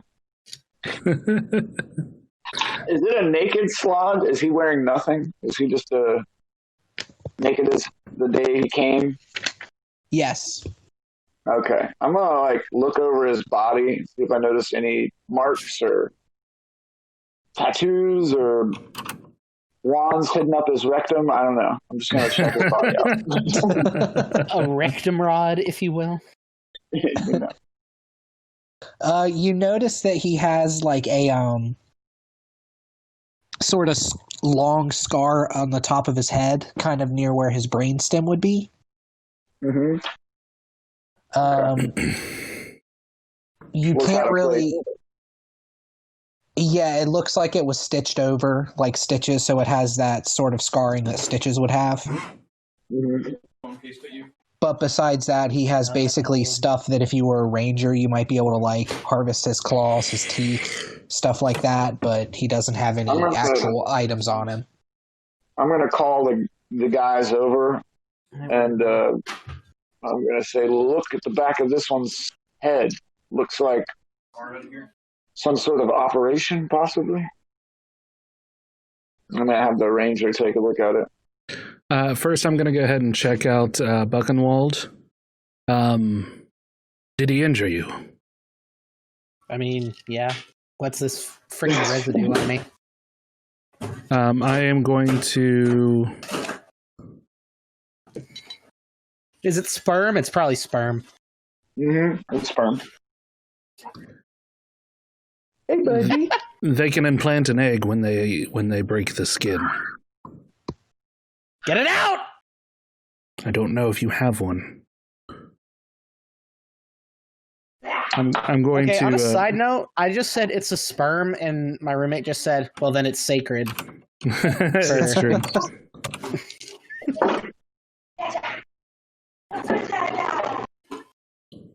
I'm going to do a medicine check.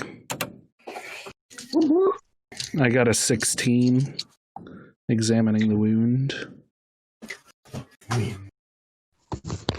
Okay, have you dealt with slots before? You're familiar with them, but in your storied history, have you dealt with slots before? They're pretty rare. I would say if you've seen a slot before. Not. I would say I really only know about them from the studies. I know that they can implant a pellet if they break the skin, but I don't know. I don't know if you had them. I wasn't paying attention enough to know if you had him roll a fortitude save at all. So, okay, when he got hit.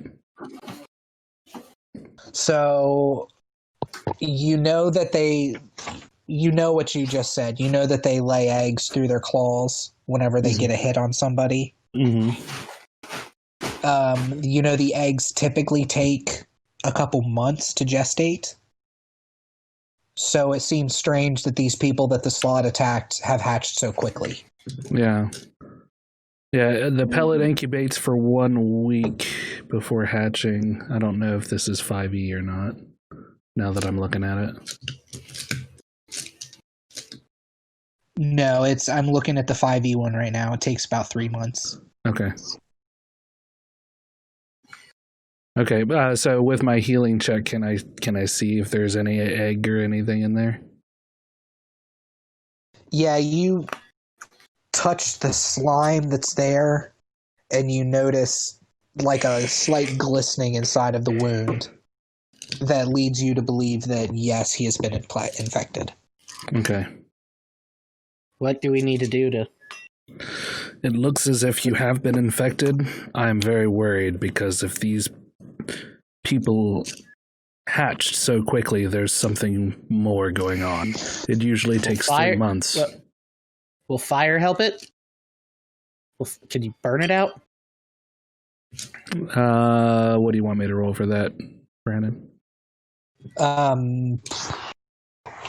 me open my book here real fast. Mm-hmm. Roll a survival or a nature, whichever one you want. Both would be about the same. D20 plus 4. I have no clue. Yeah, you just haven't dealt with them enough. You know that they lay eggs. You know that they can be removed by magical means, by like a holy person. Mm-hmm. Or a really high but healer. You're not sure. Or does it say? Or a really high what? Or a really high healer, just like a healing check, properly removed. Tegan, how sterile is your dagger? And that was me asking you. That wasn't me assuming. Yeah, no, I was reading. Okay. It looks like it's a disease. It's considered a disease. So anything that can cure a disease can cure this. Did he get a roll for it at all? Yeah. Oh, okay. He rolled a 10. I asked him 10 times. I remember. Okay, I remember what that was for. Okay, cool. What did you... Oh, you asked if my blade was... I mean, there is fire over there. But I am not skilled enough with a dagger to try and remove the egg. Zayson, you know how to do any of this shit? I'm going to walk back over with the right hand of the slob that I've removed, if it pleases the court. And I'm going to take a look at this myself. Keep it away from me. I'm not really... Yeah, no problem. Although I'm not very proficient. Let me see this wound of yours. See. Shows burly dwarven chest with scar. Oh, hey. It works out. It's a vertical scar down the center. Hey, it is me. I got a 20 on my medicine check. 19 plus 1. 30, 20. To see if I can't... what's my appraisal? Can it be healed by us, or do we need to find a divine person or whatever they were talking about?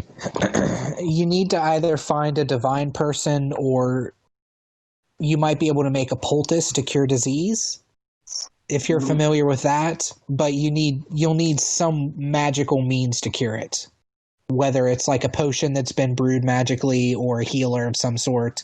You can't just like reach in and rip it out. Okay. How far away are we from the town we're supposed to go to? 4 hours. About 4 hours. Okay. My appraisal is that we, unless Yellow Jacket has something up his sleeve, I'm going to look over his direction and head towards the horses. Dear Yellow Jacket, fucking please. Let me look up Lizard Folk Shaman and see if he has cure disease. If not, we need to head out immediately. Indeed. I'm going to do a nature check to see how long those bodies were dead before we threw them into the fire. I got a 15. To see how long the bodies were dead? Yeah.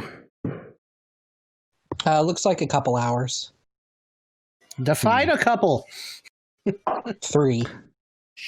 Oh, shit. These bodies have only been dead for about 3 hours. The incubation time for this is insane. You're in very real danger, Buchenwald, but you need to remain calm. Yellow Jacket says, there's a priest that I'm aware of in Rustwater who would be able to cure this. And that's what, 4 hours away? Yes. If we rode hard, how long would it take? About 3 hours. You could probably cut an hour off the time. Is that all of us, or? Hey, the upshot of this is you might be a single parent, all told. I give him another dead stare. Gets out hammer. Really, dude, right now is not the time at I'm all. already on my horse. Yeah, I'm going to mount up and I'm going to toss the Tegan, dwarf help up me onto up. his. Okay, let's fucking go. Yeah. Well, let me see what this spell does. As a ranger, you guys, Remington, you don't have any spells as a ranger? Oh, actually, I do have Cure Wounds. I have Lesser Restoration as well. Nice. Lesser Restoration would do exactly what you need done. Yeah. I forgot what You I gotta had. worry me like that? I forgot what I had. I'm sorry.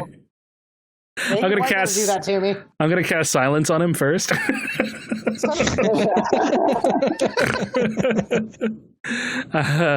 Okay, hold on. It seems that I have forgotten, shit. since you're wildly Sorry. going crazy, that I have Lesser Restoration and I should be able to take care of this. Thank God. I smack him in the face, casting Lesser Restoration. It's That's part how of you the cast spell. it? That's how I cast it for him, yes. Just on me. Just me. No, I'm gonna reach forward and touch his wound. I'm gonna concentrate. My hand begins to glow, and tendrils of energy flow from my fingertips and wrap around the egg, and then pull it out. Ow. It doesn't hurt. Slot eggs go for a few gold pieces on the black market. Really? That's what you're worried about right now? I'm just saying, you're fine. I still have the scar, but I cannot expend another spell to heal it. I don't care. It's fine. Actually, I could. A nice vertical scar is fine with me. But I'm not Well, we going can to. cauterize the wound if necessary. Hold on. Let me go ahead. I don't want to use up my spell. Are you that damaged? I have my HP is 51 out of 60, so I'm good. Okay. You should be all right then. Let us just bandage you up and be on our way, just in case. Okay. Okay. Well, that yeah, was eventful. So you bandage him up? Yeah. You now have a slot egg. It's about the size of a pearl. Nice. It's very slimy. I am going to wrap that sucker in a bit of cloth torn from my tunic and stuff it into my bag. While he does that, I roll an 8 to cauterize the wounds with a medicine check and bandage him up. Okay, wait. Should the slot egg be mine? Because No. it was inside me. No, it's mine. Buckenwald, you know how this Come works. on. As a unit, all the gold is shared. Yes. Okay, so you sorry. cauterize the wound, but it doesn't heal anything because you got an 8. Yeah. So Thanks, bud. Now I'm just burnt. No more it infection. smells terrible. Yeah, burning dwarf never smells good. Working the forges for so long has taught me that. I like it. I'm going to go ahead and mount up with the I'm gonna. Well, who is right? Okay, yeah, we have 3 horses. We're good. All right. Okay. Are we ready? Okay, so you guys leave the smoldering remains of 10 bodies behind you as you ride on towards Rustwater. Yay! We're alive. We did it. You manage to make it to Rustwater with no further interruptions. You don't see anybody else on the path. As you head towards it, you don't come across any other travelers or anything.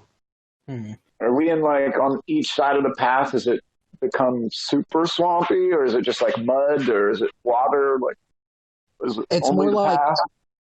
the path itself is going through, and it's like trees at this point. It's just like forest. It hasn't turned into swamp yet. It's starting to get a little bit muddy, but it's not full on marsh. Cool. All right, so you come upon the town of Rustwater, and from the outside you can see that it looks like it's a very small town. They're building a wall currently around it. It looks like they're taking pieces of metal and building a wall out of large pieces of rusted metal from somewhere. You can't really recognize what they originally were from. And you see a large plume of smoke rising from the center of town. Okay. Should we go Is there like investigate that? crew? Is there a crew working on this wall, or Yeah, there's people working on the wall. okay? As we ride up to them, I'm gonna like look at them. Are they all human? Are they a mix? What's going on with their races? I'm very They're all racial. dwarves. They're all dwarves, you Hello, said? my brethren. Hello. Okay. I'm gonna nudge can I- Buckenwald. Keep going. Welcome to the town of Rustwater. Bucky, What? man's talking to you. Oh yeah. Well, thank you. What's with the wall here? Oh, we're building the defenses. Ever since the ruins were found, people have been coming. The ruins. Ever since the ruins were found, this town has been doing so well, we finally have the money to build this wall. Well, sounds pretty good. It is. What ruins? What ruins do you speak of, my petite friend? Your expository friend. Ruins were recently uncovered in the swamps. Ruins to who we believe to be Alona. Yeah, Who is Alona? a made-up god. Let's get to the center of town. Well, Alona is the goddess of the goddess of elves. Mm-hmm. okay. Runes found. The goddess of some elves. So, have you guys experienced any attacks? Is that why you're building this wall? Not typically, no. The town of Rustwater is relatively safe, all things considered. There's always so many adventurers coming in and out that people seem to leave us alone, especially the bandits. So, this wall, then, it's not to protect any children? Why do you ask about the children? His face grows dark. Well, my friend, the cavalry has arrived, so to speak. We are here to meet with Enoch about the children. Oh, that witch? Yes, that witch. You can find her near the center of town if you're looking for her. She's a very strange creature. Anything we should know about her? Don't bring fire anywhere near her. I can't think of more times that I've seen explosions come out of her house than anywhere else. Okay. Thanks for that. What was your name? Pert. Pert? Here you go, Yes. Pert. I'm going to flip him 2 silver. Oh, well, thank you. If you're looking for rest, you can always go to Toki's Pint as well. Excellent. Remember, striking vipers are always here for you.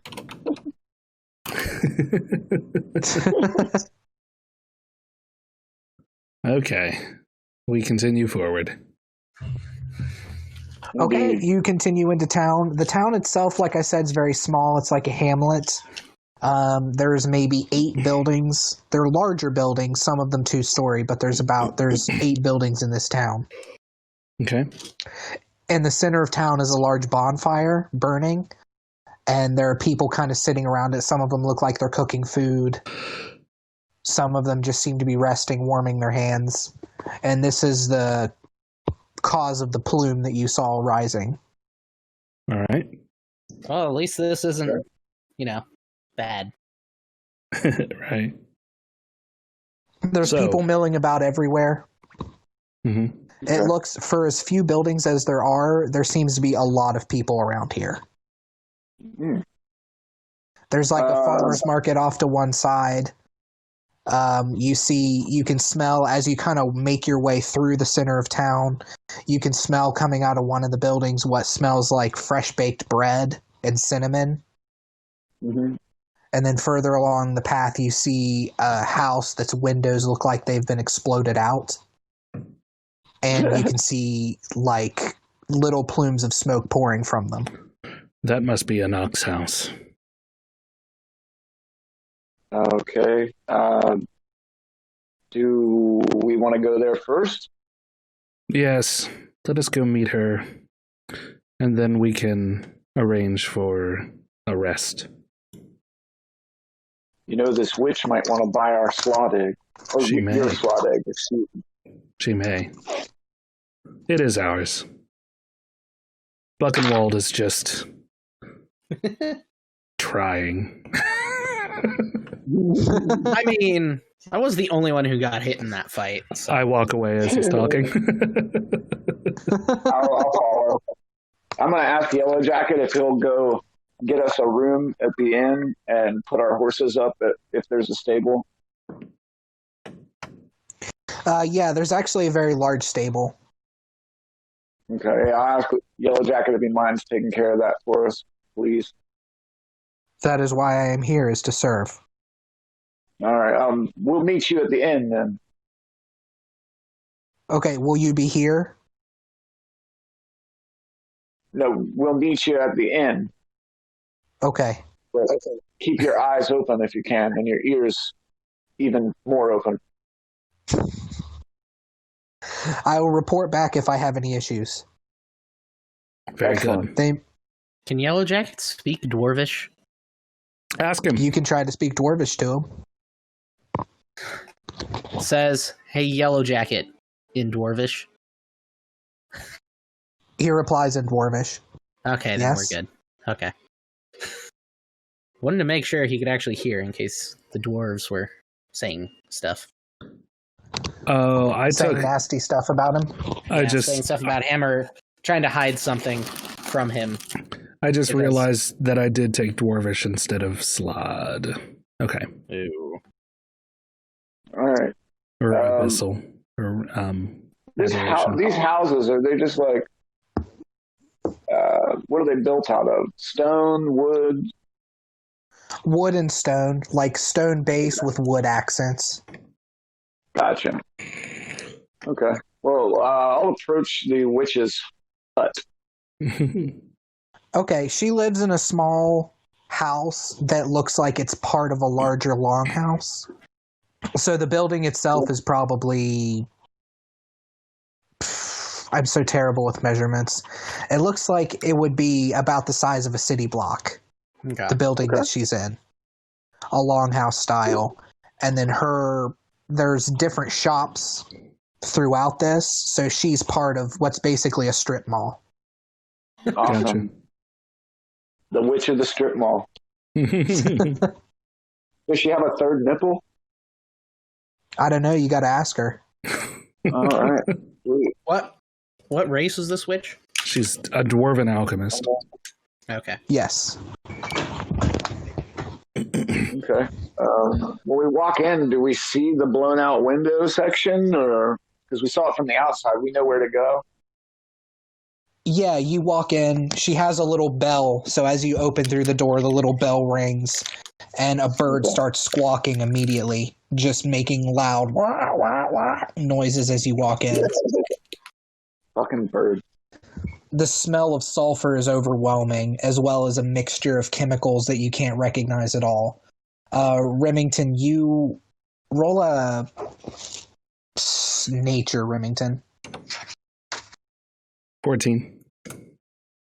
14. You recognize some of the smells of the things that are cooking and the herbs that she has hanging around. Mm-hmm. It looks like she's brewing poisons. Hmm. Very interesting. After a few moments of the squawking, a short dwarven woman walks out, short even by dwarven standards. Her hair is red and super frizzy and burnt on the ends. It looks like she's dyed it because she has some dark gray roots.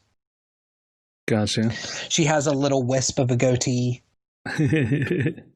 As she... Because dwarven women have beards. Yep. As she... almost right before she comes out, I say, as I'm sniffing, I say, interesting. Smells like the ingredients to poisons. So I don't know if she'd hear it or not, but... Let us see. Damn it, my fucking phone. I keep trying to go back, and instead I close down Discord. Like, not close it, but I close it where I have to... She turns to face you, Tegan. Oh, so you smell my poisons, huh? I do. Are you an alchemist yourself? No, I am just very in tune with nature. Well, what can I do for you? Are you looking to buy some poisons? No, we've actually been sent here by Captain Ivan. Oh, I see. You're looking into the missing children, are you? We are. He told us to meet with you, said that you may have information. Oh, yeah, I have a little bit. I can tell you need to talk to Toki at the Pint. Well, that's convenient. I rolled a 17, 20, 1d20 minus 1. I'm going to try to persuade Enoch and see if she will trade with me for some alchemist wares after we... and then also if she will explain what she means by a little bit of them.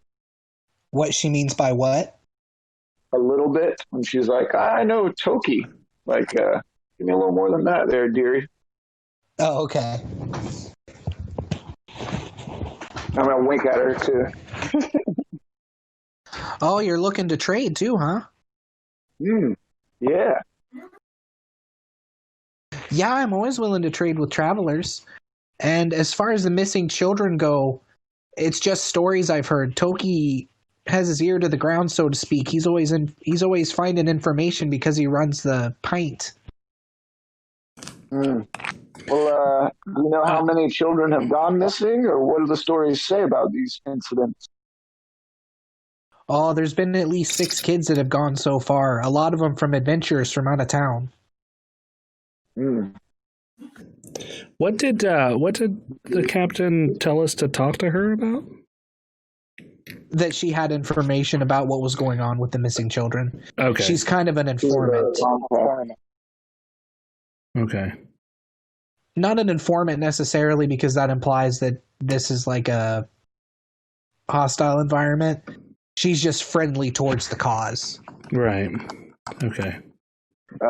Yeah, the children have been saying that there's a young boy that comes around the houses at night and tries to lure them out of the house. A few of the children have seen it. Are these adventures like in Airbnbs, or are all these happening at the inn? It first started out in the houses before they started locking the houses at night. But ever since they found those ruins, the adventurers have been staying there in the ruins trying to get in further and further. So a lot of children have been staying in the ruins. Okay. How far are these ruins from town? Oh, about 10 miles. Hmm. And you say there's a small boy is being said to lure other children away? Yeah, guards said they saw him one time, very small, probably about 3 feet high, wore a cloak. Gotcha. Well, you say Toki might know a little more? Toki might know a little more, yeah, or you might even try talking to the kids a little bit. Hmm. Maybe Kagan can take care of that. I despise children. What were you looking for exactly? Can Well, you point us toward a healer for my wound? A proper healer, not someone who just shoves some fire into it. Oh, yeah, there's the chapel. You can talk to Sosa there. Okay, thank you. I was just looking for maybe some general antitoxins or other healing type potions Any rather potions than of poison. curing disease. Mm-hmm. Yeah, I've got all that. I can trade you or I can sell you. It's all up to you. What are you looking for? Well, I was looking for one antitoxin and then maybe one cure disease. And then maybe, I don't know what your prices are. How much gold do I start with? Or money, essentially. You're a rogue. You're in the military. Military pays pretty well. I'll say you guys each have 500 gold. Okay. I just want to buy, if she has them, one antitoxin, 2 cure diseases, and a healing potion of some sort. I don't really. I can give you the antitoxin and the cure disease potions for free because you're part of the military, and they're relatively easy to make. The healing potion, though, is going to be 10 gold. Okay. Can I get 3 of those then? Oh, yeah. How much money did you say? 500 gold? 500 gold, yeah. Okay, cool. Do you have those on hand, or do you need to make the healing potion? Oh, I have them. We do pretty busy work with healing potions, actually, because of the adventures down in the ruins. Okay. What Thank can you you tell us for your about the help. ruins? The ruins were found about a year ago, and they've been slowly working their way more and more into them. It looks like elven ruins of some kind. They've been bringing up metals, lots and lots of large metals. They don't know what from. And that's what they've been using to build that big wall out there you might have seen. Okay. They say that there's voices in there sometimes. Some of the adventurers have gone in further than others and haven't come back. They tell tales of ghosts. Who knows, though, with the adventurers, there's always adventure stories. Have to go back to the wall and see if I can figure anything out about it. Do I have stone? Whatever. Yeah, I have stone cutting. Yeah. So. They're making a metal wall, though, right? Yeah, it's made of metal. But Oh, with a fuck. blacksmith, I'll allow you to use your stone cutting Okay. for metal. Cool. All right, give me 1 sec. Are you guys going to get... I got a healing potion for each of us and a couple cure diseases. I don't know if it might be a good idea when he gets back to see if he'll let us buy more from her. Mm-hmm. I didn't want to go overboard, but especially if we find more of those sloths or really swamps or cesspools. Yeah, they are. And I've got a little bit for sure, but Yeah. I mean, it can't hurt. the break glass in case of emergency, lesser restoration was crucial. yeah, for sure. I have Cure Wounds, Hunter's Mark, Lesser Restoration, and Silence. I think all I'm really good for is picking locks, sneak attack. I still have to kind of figure out It's been a while since I've done 5e spell casting, so I'm gonna have to look into how the spell levels and stuff work for Ranger. Yeah, I know it's like a half caster class. Yeah, it used to be a little harder to use the stuff in 3.5e form, so I only have access to first and second level spells, which is about what it usually is. Excuse me. I still need to pick my languages. I forgot to do that. I think I only have one extra one though. Yeah, when you're doing that character creation on that, it doesn't make it very clear where it's at. Yeah, I hadn't. It's a nice app though. I'm really impressed by it. So fun. Yeah, it's really good if you've never actually built a character before. I feel like. Oh yeah, for sure. I don't know how Bucky can attest to that, but. Yeah, this helps a lot. I don't have to. I can just change like the HP thing. When I have played before, it was a pain in the butt to keep track of all that. Whatever books you had as well that added on where I could pick Swashbuckler and stuff, that was a good little thing. How much did those cost? The same price as the real book. Yeah, it's crazy. Yeah, it's that's tough. It's kind of dumb, but but man, I guess you could just add it in manually, maybe. But you can do custom stuff. Before I actually bought that book, and the last one that the last one that we were playing through this, I built an entire class. That's cool. Or actually a race that was out of the book, and then I ended up buying the book. So, well, it's just easier to click on the menu options than having to. Oh yeah, for sure. Okay, well, since Rem, you got to go here in a minute, we can go ahead and end here with you guys getting to Toki's Pint. Okay. The tavern.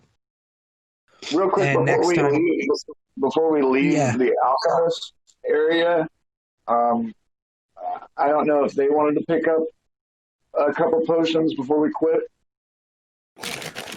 Yeah, we can do that. Yeah. You get again? I got an antitoxin, 2 cure diseases, and a healing potion for each of us. Let's go ahead and do the same for each of us. Yeah. Yeah, that sounds good. If she has them. Yeah. Yeah, she has them. Okay, the antitoxin and the cure disease potions are free. Mm-hmm. The healing potions are 10 gold apiece. Healing. So 30? Yeah. Okay. Just a standard potion of healing? Yeah, 1d8 plus 2. Okay. Cool. 1d8 plus 2, which would be... They're a little different in the app here. It's 2d4 plus 2, 4d4 plus 2 for a greater. Okay, it'd be 2d4 plus 2 then. What would it be, a greater potion of healing? No, if you just type in healing in the filter, it should pop up the very top one. Yeah, it's potion of healing. Oh, yeah. Just called potion of healing, yeah. Yeah. And those were 50 gold or 10 gold apiece? Yes. Okay. Then it was, what were the other two? Disease? 2 cure diseases and 1 antitoxin. Okay. Disease.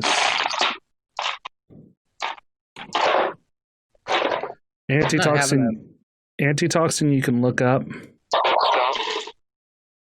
Cure disease you'd have to add. I think. Hold on, let me try potion of. I just wrote mine down for now, and then when we go in to do it, I'll do whatever I need to do. Those 2 cure disease. Mm-hmm. 1 antitoxin. Yes. Yep. Okay. So next time we might have a warlock. Yeah, depending on how Mumfrey is with his COVID next time we play. Oh, man. That's rough. Yeah, seems to be pretty not doing super great with it. Mm. Yeah. What did he say to you about it? I'm just going through what he said in chat, which is just that he's not doing very well at all. Like, I mean, he's still surviving and stuff, but he said he's just feeling miserable. I'm sure. My cousin Trev had it, but he said it was a lot of like weird delirium in the head. What? Do you hear someone's voice? Yeah, I hit the gate. Sorry. Yeah. Yeah, he may be down for a couple weeks, depending. Yeah, he said he's had it for a little bit too, so. Okay. Gotcha. Well, I'm gonna go watch the wife play Valhalla. I'm probably going to play Valhalla. All right, guys. Well, awesome. I hope it went all right. I'm still kind of rusty, especially with just doing it over Theater of the Mind without any sort of tablet or desk at all. So. That was good. I had fun. Yeah. Okay, cool. I should be a little more descriptive next time. That's fair. Awesome. Yeah, it gets creative juices flowing, I guess. There you go. Yeah, it did, but then once it started where I had to describe stuff, my mind was everywhere, so. You held it together. It was good. Yep. All right, I appreciate it. I'll talk to you guys later. All right. All right, yeah. See you. All right, bye. Take it easy. All right. Baby. Hey, I'll see you guys later. Yeah. Nope. Hey, wow. Oh, you went out. All right. I'll see you guys later. Bye. See ya. All right. And that wraps it up. Sorry about the cam being up in your thing. I don't know when I pushed that button to zoom in, and I don't remember what I have it set on. Hold on, let me find out real quick. Okay, there we go. So thank you all. Sorry about the cam being zoomed into the face. Apparently I have it set to the number pad. So I will edit this up and maybe put it out there. I'll talk to the guys afterward and we'll see. So bye-bye. I'm going to steal that from Markiplier. Bye. Happy hunting. Keep your clubs blunt and shots sharp. That's what I should do. So until next time, ogres, keep your clubs blunt and your tusks sharp.